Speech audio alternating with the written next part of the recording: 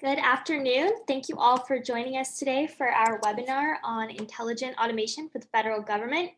It is 2 o'clock, so if our panelists could go ahead and come on camera, and I am going to hand it over to our moderator for today's event. He is the founder at Node Digital, and he is also a working group member of our RPA project team, Prakash Yarlagadda. Prakash, you are on mute. Thank you. Thank you, Kirsten. Good afternoon, everyone, and welcome to ATARC's Intelligent Automation webinar. I'm Prakash Yarlagadda, founder at Node Digital, and your moderator for this event. I want to thank all our attendees and this awesome panel that we've assembled today for making the time to be here with us. We're going to cover a range of topics all around intelligent automation. It's an exciting and very transformative technology area for all of us. And before we start off things, I want to request all our panel members to introduce themselves, their name, their role in their current organization, and a fun fact about themselves. I want to start off with Erica. Hi, good afternoon. I'm Erica Thomas. I work for the DoD. I'm with the OSD Comptroller Office, and I am the RPA Program Manager for my organization. Fun fact, I love to travel, and that stemmed from an experience I had in college where I did a semester at sea. If you've heard about it, it's amazing. If you have kids that are potentially going to college, I highly recommend it. It was a very enjoyable experience. Awesome. Thank you, Erica. Christine? Sure. So good afternoon, and thank you for having me today. I'm Christine Jex, and I currently lead the Intelligent Automation Services at the NSSC, and pretty much responsible for all the innovative digital, transformation efforts within our organization.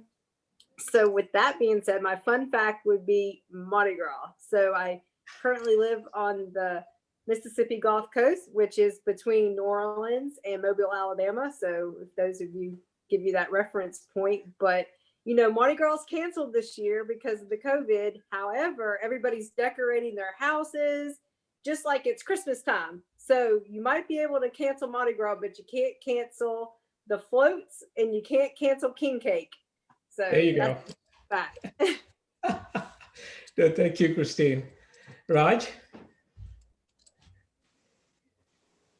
Good afternoon, everyone. I'm Raj Dolis. I'm the Chief Technology Officer for National Highway Traffic Safety Administration, part of Department of Transportation. I have been in this role for only 4.5 months. Prior to that, I spent about 9 years at the U.S. Patent and Trademark Office. And prior to that, many, many, many years in private sector in New York area, New Jersey area. Excited to be here. Thank you very much for having me on the panel. Fun fact, I love riding motorcycles. Nice. That's my passion. And I finally, after the kids have grown up, I have gotten a chance to do so. That's great. Andrew? Yeah, so Andrew Pellegrino. I'm a director of intelligent automation at DataRobot. Excited to join the panel today. A fun fact about myself and my family is my wife has our dogs as Instagram famous dogs. So if you guys want to follow 2 dogs that have around 10,000 plus followers, feel free to follow them. Oh, wow. What is their Instagram name? Yeah, share that. I'll ping it on the chat. She's going to be overwhelmed with too many people. Bill? Sure. Thanks, Prakash. Great to be here. My name is Bill Bunce. I'm the Director of U.S. Federal at Automation Anywhere. I've been here about 2 years now. Fun fact, I went to culinary school and am a certified chef. I spent several years as executive chef before doing this. So, awesome. Thanks. No, thank you for all that. That's it's fun, and again, thank you all for coming here and willing to share your insights and thoughts. To start off, as we all know, we're going into this automation hyperdrive in the marketplace, right? and it's really great. And just to level set, and what is intelligent automation, and what is your perspective of intelligent automation? Maybe you could start with Bill. You can kick us off and tell us what you think of it. Sure. Yeah. Happy to. Um, so, for me, when you combine robotic process automation and cognitive computing, you create cognitive bots, thus intelligent automation. So traditional bots are simply rules-based. They have no intelligence whatsoever other than if this, then that. And that's just the way it is. So with cognitive computing, you have the potential of freeing bots from the limits of things like structured predefined data and predefined tasks. So cognitive bots have reason, they make decisions, and they can learn eventually. I don't think we're there yet, but the idea is that they can learn. So we move from the way we do it today, or where we will be moving from programming bots to teaching bots. And like we said before, eventually self-optimizing bots. Intelligent automation allows bots to continue to automate without stopping to ask a human, what do I do? And in some cases, intelligent automation is going to allow us to do things that we never even thought of, because it can analyze data that's so big that a human never could analyze it. So it's going to open up all kinds of opportunities. That's my point of view. No, that's awesome. I mean, it's taking that hyper automation to the next level. Then, I mean, that's really great. Anyone else wants to chime in or add to that perspective? I think he hit the nail on the head. I mean, it's the continuum of technology. And my program has primarily focused on RPA to date. We're moving into intelligent automation, but some of the challenges we've experienced with just using RPA and being really, it must be standard, structured data. I think with the continuum of technology and moving into more cognitive type things like AI and machine learning, it's going to really broaden and open up the opportunities for automation in the department. Yeah, that's great. Just based on what you just said, Erica, in terms of the outcomes that you think an agency can realize by taking that RPA that you have today and extending that out into AI, ML, can you share with all of us some kind of like the use cases that you see that either you're working on or are is going to be impactful for your organization in terms of outcomes? Can you share some insights? Yeah, absolutely. So as I mentioned before, RPA has been slightly restrictive in that it does seem to be standard, repetitive data, those types of things. And while it has proven beneficial, and we're still absolutely, in on RPA and moving out and expanding that, we also want to look at what other technologies can we use to, get bigger bang for our buck and to just expand the impact of this and help with scalability, which has sometimes been a challenge with RPA, because we all know that even as most standard process or a system, inevitably something will change. There will be a variation introduced, and then with RPA, there's a lot of work there involved. So I guess my specific use case, and we're just getting started combining RPA with this additional technology. Over a year ago, we developed an RPA automation that basically clears unmatched disbursements in an accounting system within DoD. All it's doing is the data entry, which is still a significant time saver and has benefited the department. However, we know that the lion's share of the work involved with clearing UMDs has to do with researching and identifying why those are a UMD, what's the corrective action that needs to happen in the accounting system. So we now are looking at how can we use machine learning technology to identify and predict what those corrective actions are going to be that can then feed into our RPA automation to then do the data entry into the accounting system. So we're really optimistic that this is really going to help us impact scale and outcome for our automation programs. Oh, that does look like it can. So that's great. Christine, anything you want to share from your perspective in terms of what you're seeing for your agency? Yeah, sure. So mainly what we're focused on is, that customer experience. How do we drive down our cost? And so from a, intelligent automation standpoint, one of the things that how I view it is we're also incorporating other technologies within our agency, right? So if we're utilizing ServiceNow, we're using now those the digital agent, and we're marrying that with the RPA, and then we're also embedding that with our Microsoft Teams platform. So now you're using truly, looking at it from a more integrated approach and how almost, still the human does things, right? So that's one of the aspects that we're doing, and it's mainly for resetting passwords, but we're also then will proceed and go into the other lines of businesses. So almost from a end user perspective in terms of automating their experiences and then adding intelligence for any autonomous decision making or providing transactional level support. Correct. Awesome. Raj,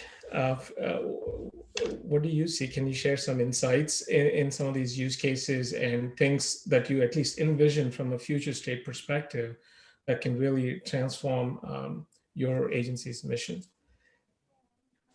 Yeah, so we are at a very, very early stages of implementing RPA and then trying to get into intelligent automation with assistance of AI or ML type of technologies. In my prior job, we had stood up an RPA framework and a platform from ground up. So I'm going to speak more based on that experience rather than my current experience. But certainly that experience is going to be brought forward in bringing automation to a variety of processes that we have today. NHTSA, the Highway Traffic Safety Administration, where I work now, is a very, very lean organization. And the amount of tasks on everyone's plate are just numerous. So automation is going to play a very key role as we move forward, because there is no desire to add to the federal government workforce, rather to implement and improve automation of the processes that we have, so that we can get more stuff done that is repetitive, that is transaction based, data centric, where the processes are well understood today, and then leave the cognitive thinking to humans for now, where decisions need to be made. But as we move further and further into this field, in making this an intelligent automation that allows us to manage and handle minor variations or minor variations in the processes as we move forward, and potentially discrepancies in the data, some data changes here and there. We don't want the automation to fail just because a data field was missing or data wasn't in the correct format. So we want to build automation with some intelligence behind that to say, all right, got it. This is slightly different, but I know how to handle that. So those will be the areas that we'll be focusing on as we move forward. But as I mentioned, we're just getting started. It's a very, very new program at DOT. And there's a lot of interest within DOT about automation and embracing it as we move forward. But there's certainly lots of opportunities for us to and for automation and intelligent automation as we move forward. That's very interesting, Raj. And so you're almost taking a workforce augmentation perspective and driving the automation and also the intelligence that would go in for decision making. So three unique perspectives, but very impactful. Thank you for that. Thank you. So just from an industry perspective, just to wrap up everything we heard, Bill and Andrew, anything you want to share in terms of use cases that you're also seeing in the marketplace, whether it's commercial or even in the federal market, in the federal space, in different agencies or other agencies? Yeah, I can start with a couple use cases. So typically from a machine learning standpoint, we're looking for key decisions that we can make on the data. So you can kind of think in the supply chain industry, we have a couple of retail customers that want to predict how much inventory they'll need on a given day. So we use time series modeling with machine learning algorithms to predict on a given day how much they'll need in that demand. And then we can trigger the automation flows to order those supplies to make sure that those stores have it. And you can kind of think of it in the federal government as well. There's going to be different areas that you're going to need specific inventory behind. And we can kind of use machine learning to make that prediction on how much you'll need on that given day or that given week, and then use the automation to order those supplies behind that. So that's one use case that we've seen in the supply chain field of the industry. Yeah, that's excellent. Thank you, Andrew. Just pulling on that thread a little bit, Andrew, what you just said, right? So once you start using your insights, your predictions, and the decision support that's coming out of your AI models, right? And you're trying to influence the process now, right? In terms of, like you said, triggering ordering of materials in the supply chain. What kind of business controls or mission controls would you need to put in place to actually drive that integration between the AI ML outcomes with the automation? I mean, do you have humans in the middle, or is it? Could you share some thoughts? Yeah. So what you're going to want to do to get that control is you got to trust the AI. So we have to make sure that we train the model with enough data to make that prediction behind that, to feed it into an automation behind that. So you can always put humans in the loop. And you could have them understand what the classification or the label is, and then we can use that to retrain the model eventually over time. But when you're doing these controls, it's going to be a similar type of approach for your automation programs as well. You're going to assess the use cases for the feasibility and complexity behind that. But with machine learning, you're going to kind of prepare that data set. So you want to prepare it, make that training data set that's labeled. You're going to want to build models on top of that and test those models, make sure that they're performing correctly before you actually put it into production. So you can do it in the similar type of approaches that you're doing with your intelligent automation processes, but you're just going to build a model on top of that to deploy and then monitor with the RPA flows behind that as well. Bill, anything you want to add to it? Yeah, I think it's funny because I've mentioned on previous ATARC webinars, the first question that we often get is, how can we be assured that these bots aren't going to roam around the network and touch things that they're not supposed to touch? And the answer is, bots are just software and they're not intelligent. They can't do that because they don't know how to do that. But now we're saying we want to make these smart bots that can think like humans. So I do agree that, the controls and governance that are in place.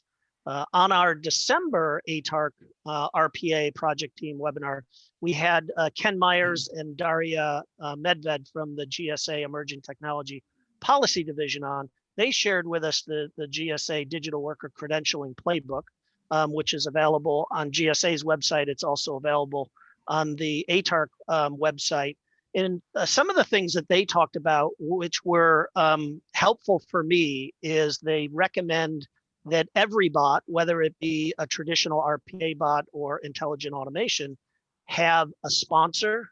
So that's the person that's requested the bot and is responsible for that bot. Also, you have a custodian, and you're documenting for every automation who's the sponsor and who's the custodian.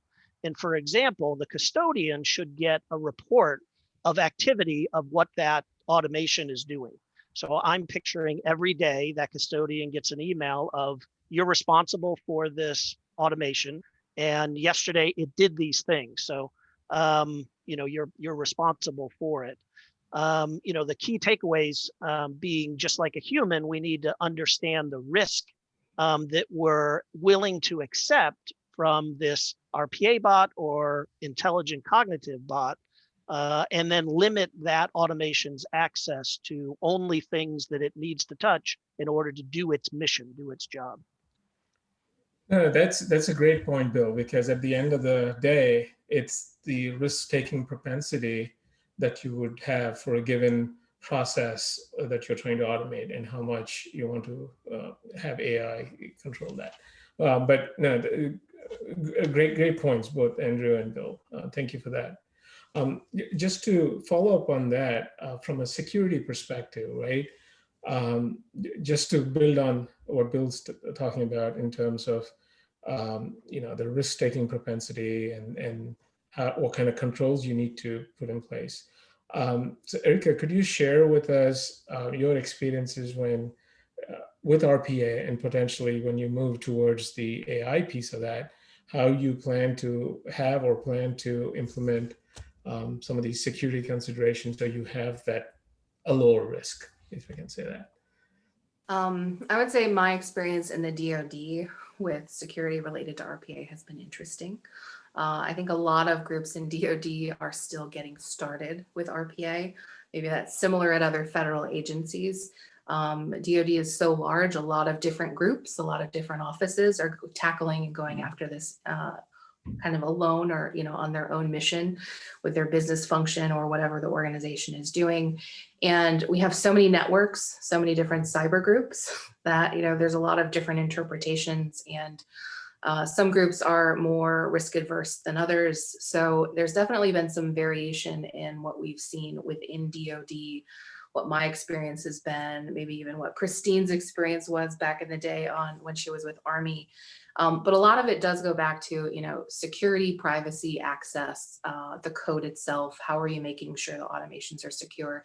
And quite frankly, I think all of that, to Bill's point, and Andrew's point, does fall over even as you move into intelligent automation. So as you have those business models, as you're building those, are you making sure that you're using the right data sets, that you're not predisposing them to something, that you have the right oversight and management of those models as they're continuing to learn and expand, and that you have the appropriate controls in place to check those and make sure that maybe they're not learning in an inappropriate way. Maybe they've come to a conclusion based on what they were fed that actually is wrong. And now you need to address that. So I think, we, in an RPA perspective, we're still trying to solve some of the security concerns there, even especially around unattended automations and making sure that we have the appropriate credential management, et cetera. I think the same type of things are going to come up in the conversations that we have, particularly with IA, and especially as IA starts to become more prevalent, particularly in the business areas.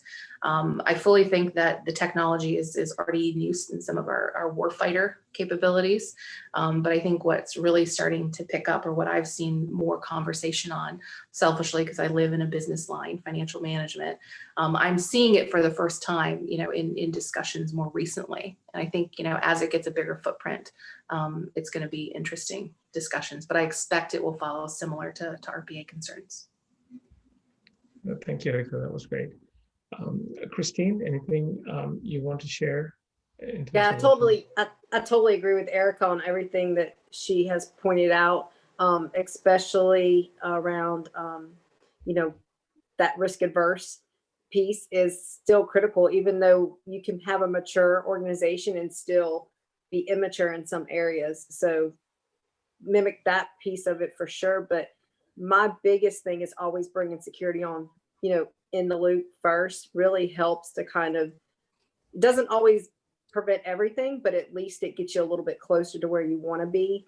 And maybe taking different baby steps of the automations you're trying to do in order to bring your users along, especially when you're doing the intelligent piece of it.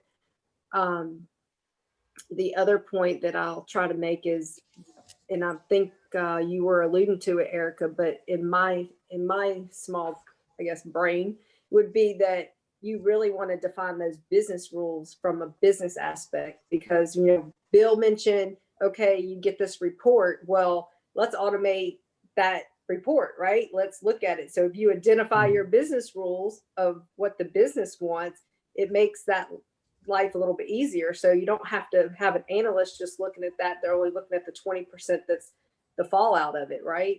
So it's how do we start to really integrate with our other, tools that we have available, whether it's Splunk, whether it's, whatever, security tools you're using. So you'll want to make sure you're building those rules, and the business agrees with that data. So.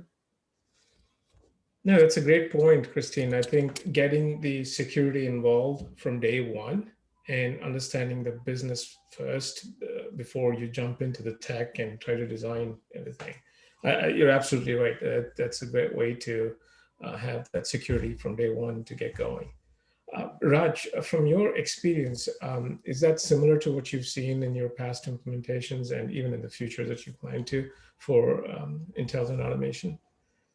Yeah, so if we just looked at RPA, for example, intelligent automation is an extension in my mind. If you just looked at RPA, robotic process automation and developing bots for road tasks, if you will, the model that we used in the past and will continue to push for that is a model that exists already in a software development world. We had embraced a DevSecOps model with a CI/CD to deploy code that has been developed in a regular basis into any production or any environment, really.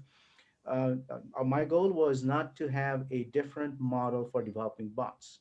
We should follow what has been already established with a very rigorous centralized governance model. So security, like Christine mentioned, is embedded from day one in a DevSecOps model. And the centralized governance model allows you to ensure that you're automating your tasks that are necessary, such as functional testing and performance testing if necessary, automating your security scans, ensuring that the code that's developed, potentially other third-party tools that you're using, libraries that you may be using, are scanned every time you build, not just once a day or once a quarter or once a month.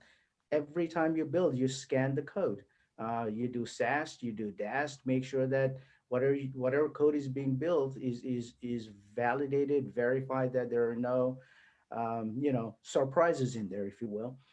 The part that unfortunately gets left out of this governance model is if the code is really built well by a very smart individual who is intending to do harm, then the functional testing of that piece of code has to be done kind of separately. The SAST and DAST automated tools are not going to pick up, whatever's built in there. I mean, you can use many different terms that we have for bombs, if you will, in the code that are embedded, or backdoors or what have you. But we need to make sure that there is a mechanism in your model that allows you to validate, verify that. The other thing that you want to also make sure that is the robots, the bots, or even if it is an IA, the automation that is running is running and executing with appropriate authentication and authorization in place.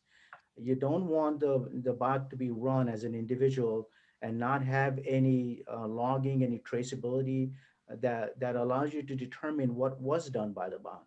So having a unique authentication and authorization for each bot or each role that the bot executes allows you to uniquely identify every step that was taken by that one specific bot. Using standardized tools such as Splunk or stuff like that, you're able to grab everything that the bot executed. That's another thing you want to verify as part of your centralized governance model is all transactions where data is accepted and modified is logged somewhere, so that you have a good audit log available to determine what the bot has done. So again, everything that I'm saying is nothing different than a well-established standardized development practice. You have to make sure that what we wanted to do was not have a specialized development practice just for robots, rather just embrace everything that we have done, all the best engineering practices that we have put in place. We wanted to make sure that the bots in a federated development model follow the same standardized governance model. Yeah, that's a great point, Raj, because so essentially what you're saying is, have established best practices that work and extend those rather than try to recreate something new. Yeah, I mean, you do know that bots are slightly different, so you don't want a very heavy SDLC that's onerous on it. But at the same time, it shouldn't be a unique SDLC just for bots. That makes perfect sense. And it actually makes the operations and the management too a little easier and smoother too. Completely. Thank you. Andrew, something you said struck me a little bit in terms of the data being used and the modeling and then tying that back into the automation, right? And both Erica and Raj and Christine also talked a little bit about the security and the controls that need to get in. But when you have poor data or bias in the data, or there's so many things where the data could be wrong, the model needs better performance. Typical AI ML model deployment, you're continuously monitoring, right? As part of your ML ops, you're monitoring it, you're making sure the performance is where it is. How do you kind of take that there's two parts, I guess. One is, how do you integrate that into the automation side of things?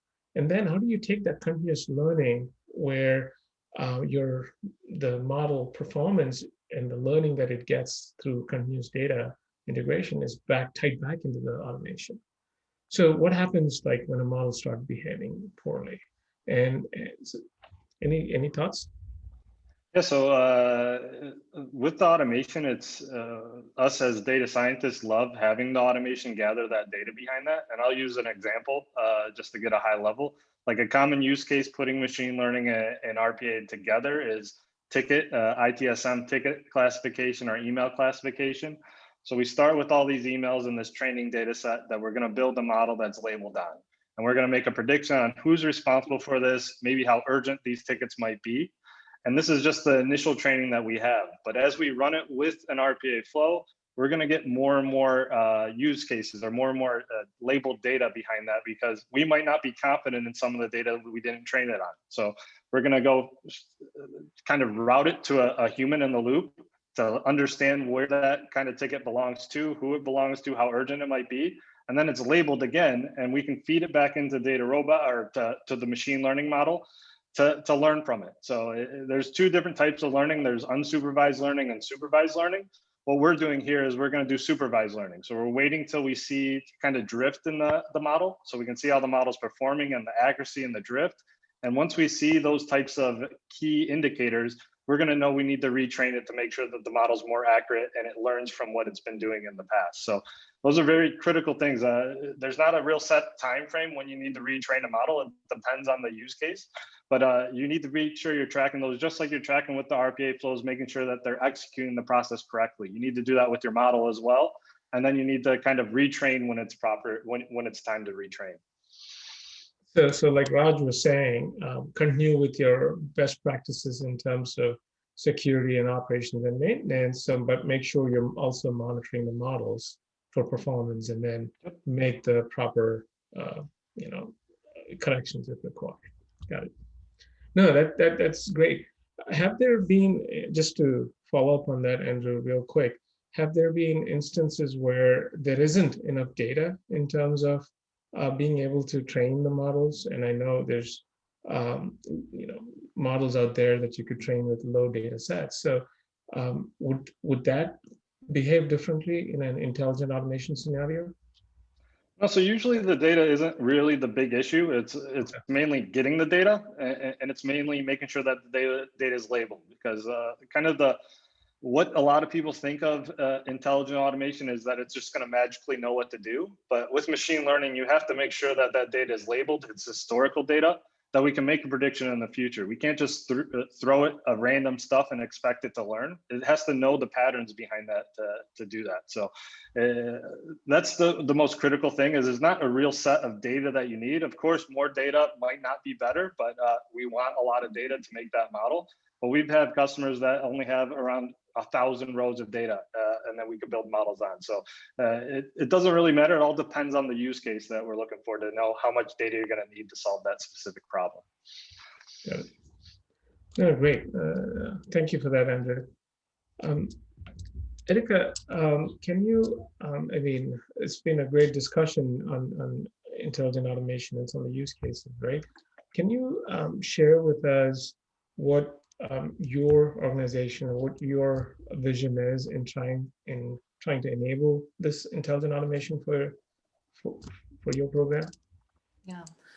For my specific group, and again in DoD, I think especially at the business line level, they're still getting up and running with RPA, right? So for us and what we offer in Comptroller. We're going to continue to offer, we have a shared service RPA platform that has multiple offerings. We have both UiPath and Automation Anywhere available to folks to start up and really help them get their RPA programs up and running. That has been really beneficial, and a lot of groups across DoD are joining it, and we're really hoping that that helps push RPA out to more groups. So we're going to continue to focus on the platform itself. In addition, there on the platform, we have the broader one beyond just the RPA component. It's called Advana, Advanced Data Analytics, kind of what it stands for. We've already started getting some AI type technology approved. DataRobot has been ATO'd on that platform, Databricks and other things as well. So as we move out on some of our prototypes to get more into AI, so using that in conjunction with RPA, we're hoping to leverage that technology, and through that platform potentially figure out how can we make that expandable and usable to those other groups that have also are curious and maybe want to start getting into that as well. Thank you. Sounds great. Christine? Yes, so pretty similar path. We're definitely continuing our use of robotics. We'll definitely probably expand those platforms as well. And mainly still getting everybody that, familiar with not only robotics, but also turning and integrating our tools that are available for like digital assistants, and making sure we're utilizing all those capabilities is our big thing.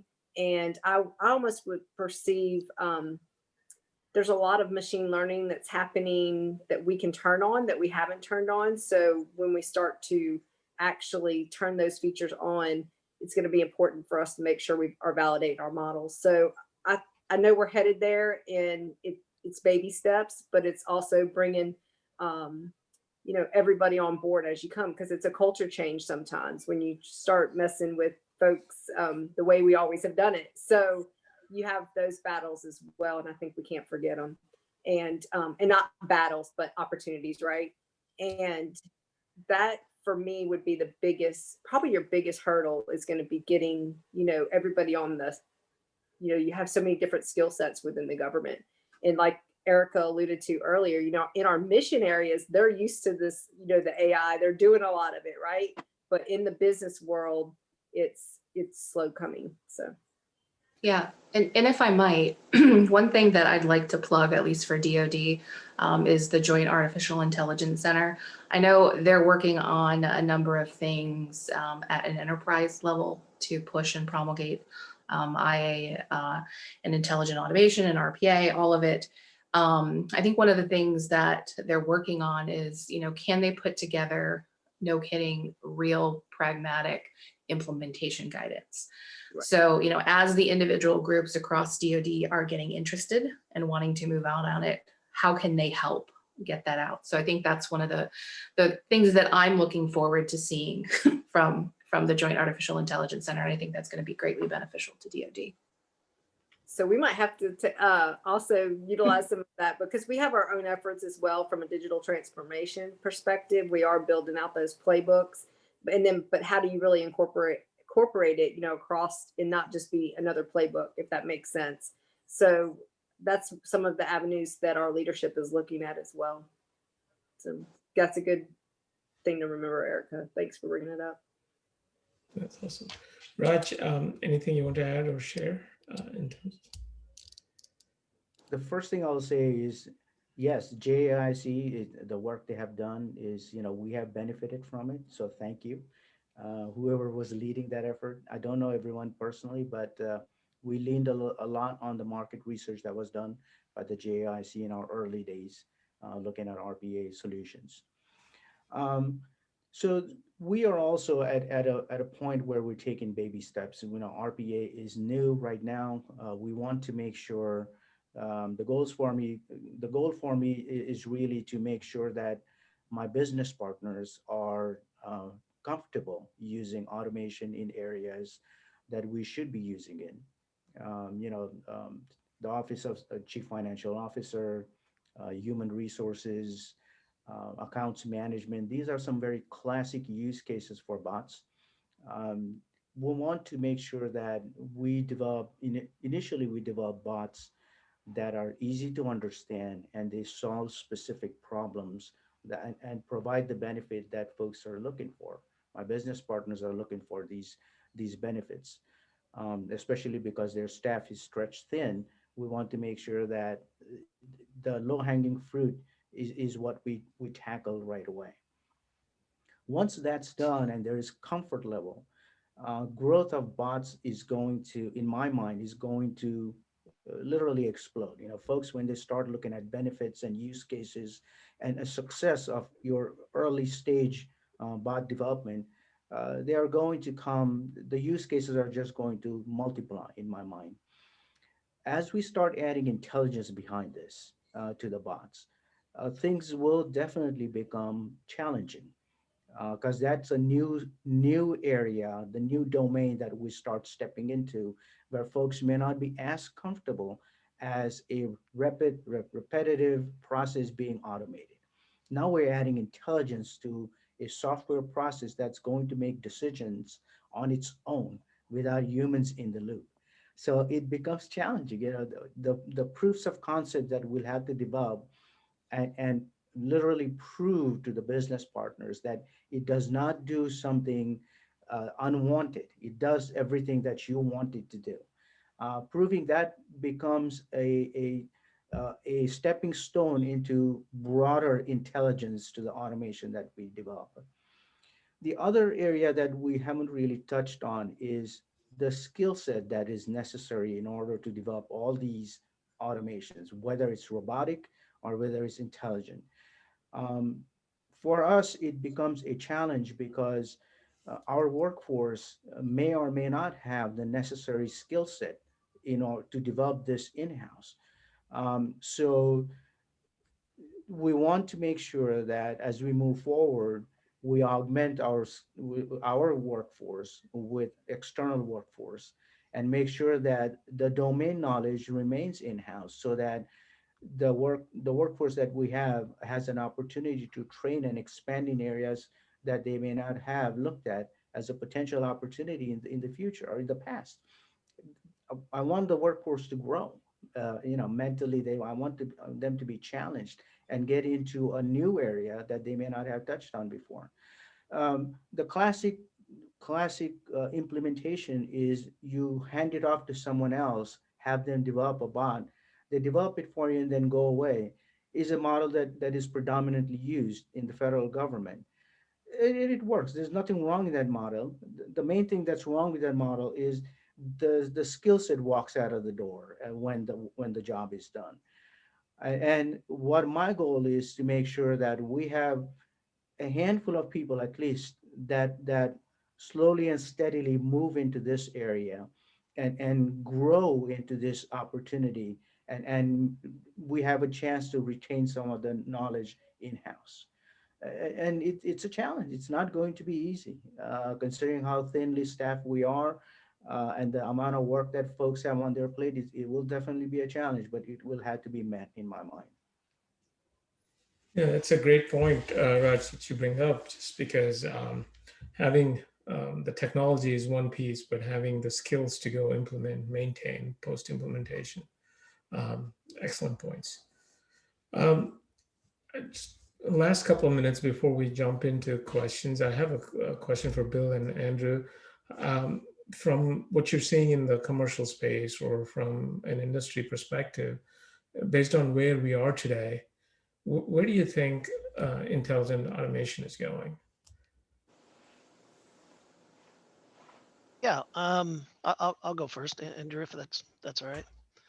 Yeah. So today, what we're seeing is the ability to maybe record someone who's doing a process or record 10 people that are doing the same process and then leveraging artificial intelligence to turn that into a bot. So we're just at the edge of this concept of bots building bots.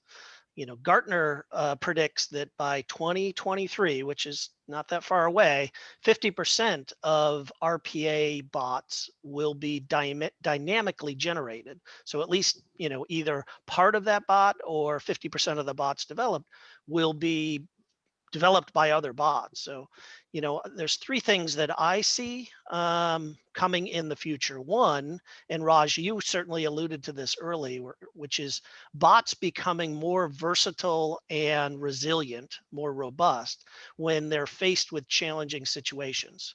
So their ability to adopt and change without a programmer needing to go in and update it. Essentially, self-healing bots. So we're not there yet, but I see that coming. Bots being able to sense things like different types of documents and unlimited different types of documents, no matter what format they are, being able to read documents, being able to read unstructured data. We're on the edge of that now. And really the third thing is what I alluded to, which is this idea of bots creating other bots. Andrew? Yeah, and I can chime in. So in the future, people are starting to want to add AI to their RPA flows to make intelligent automation. So I see what we're going to kind of focus on more is what are your biggest pain points? What are you trying to solve? Because usually when you do these types of assessments or opportunity assessments, you're looking for those repetitive tasks to automate with RPA. But what can we do to connect all those together? Because there's other components. It might be machine learning. It might be RPA. It might be computer vision. How do we connect all these together to get an end-to-end use case behind that? So as you're thinking about what you're trying to do, you have to kind of take it a step above. So instead of going for a very use case targeted type of solution, what's the end-to-end goal? So if Automation Anywhere is going ahead and giving you a report, what are you doing with that report? Is there something that we can do with AI and machine learning to make a decision in that flow to trigger multiple other bots? And what we'll start to see is more opportunities come in this automation space. So we'll start with the AI ML, and then we'll add opportunities that we didn't even think were possible because we didn't think that AI and ML was possible before. So it's an exciting time. I'll let everybody know that nobody's behind right now. Everybody's starting to figure out how to put these together. And it's more how we can do this as a team together with all these different types of technologies. Yeah, great point, Andrew. So almost like an outcome-based approach rather than a specific process. And then as you automate and learn, you try to see and you see the outcomes, you can start figuring out new opportunities for change and automation. Excellent. Great discussion. We have a bunch of questions in the chat room, so I'm going to go through each one of them. The first question, Bill, if you want to. Sure. Here's how is intelligent automation programmed to make decisions? One of the panel members said that RPA is programmed to make if this, then that decisions. How does that differ from the decisions that you're making, that you're being made by intelligent automation? Thanks in advance for your response. Yeah, so I'll answer probably half of that question and then ask Andrew to kind of chime in terms of how we train a model and so on. But and I can only speak to Automation Anywhere, but building traditional bots is a low code environment. So you're dragging and dropping capabilities onto a palette to build a process. Something like, open this spreadsheet and then read through every row in the spreadsheet. And then the if then would be in the bot, we can say, if the value of this field is under $150,000, then do this. And if it's over 150,000, do this other thing, just do a different process. What we can now do is say, once we get to a step in the process, I'm going to pass this data that I've collected off to a machine learning model and wait for it to come back with an answer. So I guess with that, how do we program intelligent automation, Andrew? Maybe you can go into a little bit more detail about how you train a model.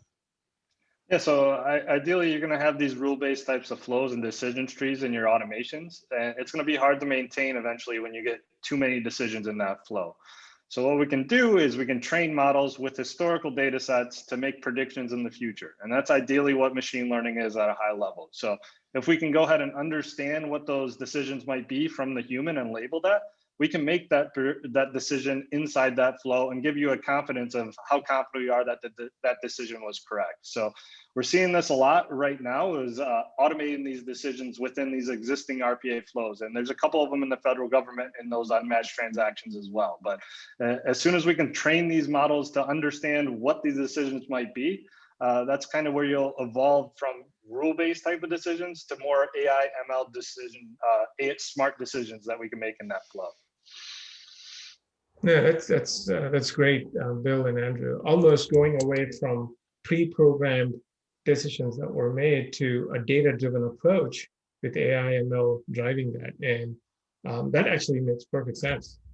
Thank you. I have one more question from Phil. Do you see any risks in creating new silos when deploying RPA? And if so, what do you see as the approach to manage that risk? Raj, do you want to take that? Sure. When we develop bots, my goal would be to make sure that it goes across the organizational silos and does not stay within one. A good example is account management. Generally, HR will get HR will generate a request to create a new account when an employee is onboarding, or remove the account when an employee is offboarding or contractor is onboarding or offboarding. That one process spawns off several things. Generally, you have many different things you have to do. Did the employee return all the equipment that they had? Or did the employee get all the equipment they had? Have they been assigned an office? Is there an Active Directory or LDAP login ID passwords, login ID created for that? Security related stuff, badging, etc. So in my mind, a bot would be programmed to actually go across the organizational silos. Hopefully it will not stay within one silo. The goal is not to create a bot that creates additional silos on top of that. I'm not sure if that's what the question was geared towards, but my mindset is that way, that it should cut across organization and not generate any silos. Yeah, and great point, Raj. Erica, anything you want to add to that in terms of what you've seen? Yeah, I think for that, very similar to Raj, but I'd also say when we're developing an automation, we're very much involved with the process owners. And a lot of the automations that we've done so far, most of ours have been attended so far. And even when we move into unattended automations, our expectation is that those process owners are still going to own that. They need to be making sure they're still involved somewhat and they understand what's going on. The process still belongs to them. We've just helped them automate it.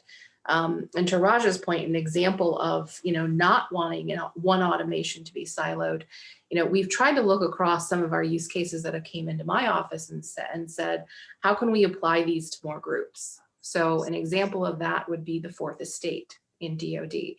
We have a lot of organizations, a lot of them use the same accounting system. In fact, we have one accounting system that has 24 different agencies on it. So when we get an idea for an automation that comes in from one of those groups and it has to do with that accounting system, we always ask, well, can this apply to other organizations? We don't want to silo build that automation for the one organization. Let's build it so the collective 24, if they're interested and they want to use it as well, that they can execute it. So we're trying to do that. Obviously, we do get some very tailored automations that come in for a specific group. But for those that we're able, can we broaden that out and can we make that available to more organizations that are maybe doing things similarly with the same systems? Excellent. So in fact, you're breaking down the silos in a way, if you think about it. We're trying. Excellent. This question is from Bill Fisher. It's more. I have thing to add, sorry. Yeah, So I think we also have to start breaking the silos down across the federal agencies as well. We probably can't just utilize, pick it up and lift and shift to an organization like from NASA to DoD. However, if there is something that we do systemically and say GSA has that activity, how do we leverage those processes as well? So we're working across agencies versus just in our own, silo. It's almost taking the same approach that we've all taken across our organization, and bringing it up just one more notch. And I know Erica, you usually champion this all the time. So, that's where I think we also need to stay focused, and can we utilize any of those activities instead of rebuilding it in every agency. Yeah, I think that's a brilliant idea, almost like a bot exchange, right? At least to see what's going on with them. Right. Like how we use that process. And it's not so much that we would take that code and bring it in-house. It would be like we actually use that process or that platform. Yeah. So. Excellent. Bill, anything you want to add? I know that's something you've been looking at as well.